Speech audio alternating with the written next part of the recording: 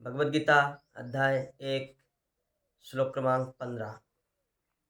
पांचजन्यं ऋषिकेशो देवदत्तं धनंजयः पंड्रं दद्म महाशंकं भीमकर्मावृकोदरः। भगवान कृष्ण ने अपना पांचजन्य शंख बजाया। अर्जुन ने देवदत्त शंख तथा अति भोजी एवं अति मानवीय कार्य करने वाले भीम ने पौंड्रव नामक भयंकर शंख बजाया। यहाँ पे एक चीज़ यहाँ पे नोटिस करने वाली बात ये है कि जब दुर्योधन के साइड के जो भी योद्धा थे उनके शंख बजाने की बात की जा रही थी, तब वहाँ पे किसी के शंख के नाम नहीं बताया गया था। लेकिन जैसे ही पांडवों के साइड की बात की जा रही है तो सबके शंख के नाम बताए जा रहे हैं। तो इसका मतलब ये है, जिन लोगों के भी या जिन योद्धा के भी शंख का नाम लिया जा रहा है इस श्लोक में या भगवद गीता में, उन सबकी विजय होने वाली है।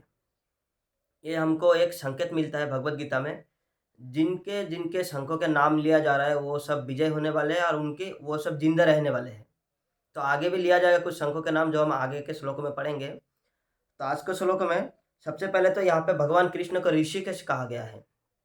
अब देखिए ऋषिकेश का मतलब होता है, देखिए ऋषिकेश एक जगह का नाम है, वो तो है ही है, लेकिन इसका मतलब है ऋषिकेश शब्द दो शब्दों से जुड़कर बना है। एक होता है ऋषिक, दूसरा है ईश। ऋषिक मतलब होता है इंद्रिया, यानी जो हमारे सेंसेस, और ईश मतलब होता है ईश्वर, यानी उसको कंट्रोल करने वाला या फिर उसका मालिक। तो जो भी हमारे इंद्रिया है वो हमको भगवान को समर्पित करना चाहिए, और जो इंद्रिया को कंट्रोल कर पाएंगे पूरी तरह से उनको ही ऋषिकेश कहा गया है। तो यहाँ पे भगवान है, भगवान कृष्ण, जो कि अपने इंद्रियों को कंट्रोल करते हैं, ना कि उनके बल्कि हमारे सबकी इंद्रियों को वही कंट्रोल करते हैं। इसीलिए यहाँ पे उनको ऋषिकेश कहा गया है।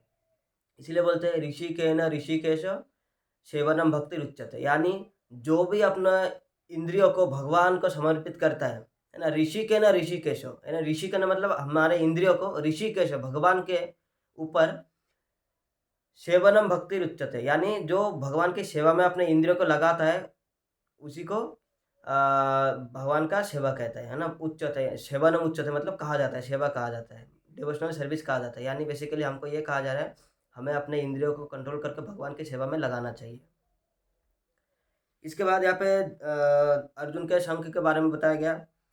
हाँ, ऋषिकेश यानी भगवान ने पांचजन्यम नामक शंख बजाया। जो शंख कहाँ से मिला था, कौन थे ये पांचजन्य, इसके बारे में अलग वीडियो में चर्चा करेंगे। तो आगे बताते हैं, देवदत्तम धनंजय, यानी अर्जुन ने, यहाँ पे धनंजय अर्जुन को कहा गया है, उन्होंने देवदत्त नामक शंख बजाया। इसके बारे में भी डिटेल चर्चा दूसरे वीडियो में करेंगे। तो यहाँ पे धनंजय क्यों कहा गया?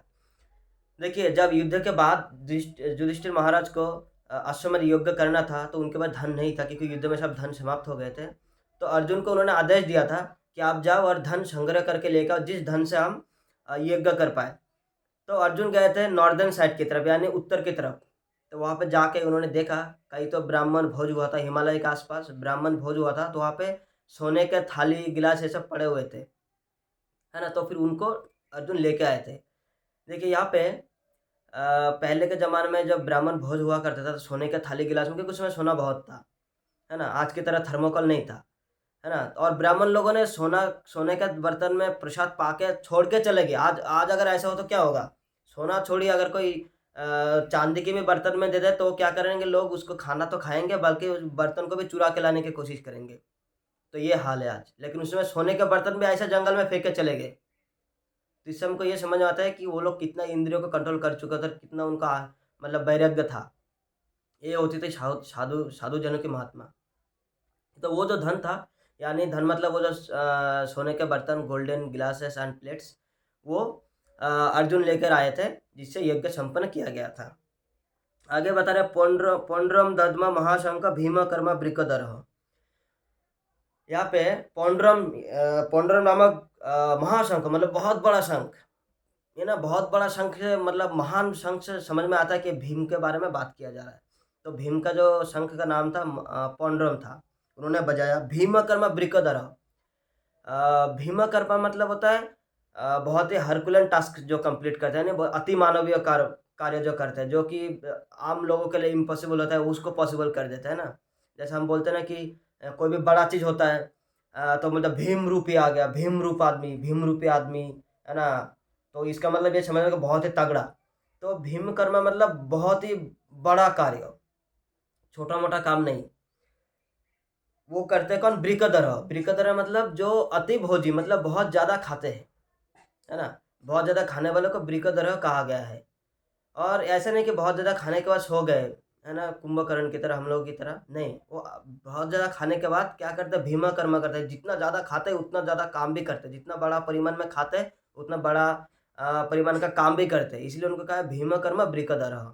जब लक्षगृह में आग लगाया गया था, तो वहाँ पे तो पांडवों ने पहले से ही एक टनल बना लिया था। तो उस समय भीम ने अकेले पाँचों लोगों को, पाँचों मतलब 4 भाई और उनका माता कुंती, सबको अकेले उठा के उस लक्षगृह से भाग के वो चले गए थे। अकेले पाँचों को उठा लिया था। तो इससे समझ में आता है वो अतिमानवीय करने वाले भीम ही हो सकते हैं।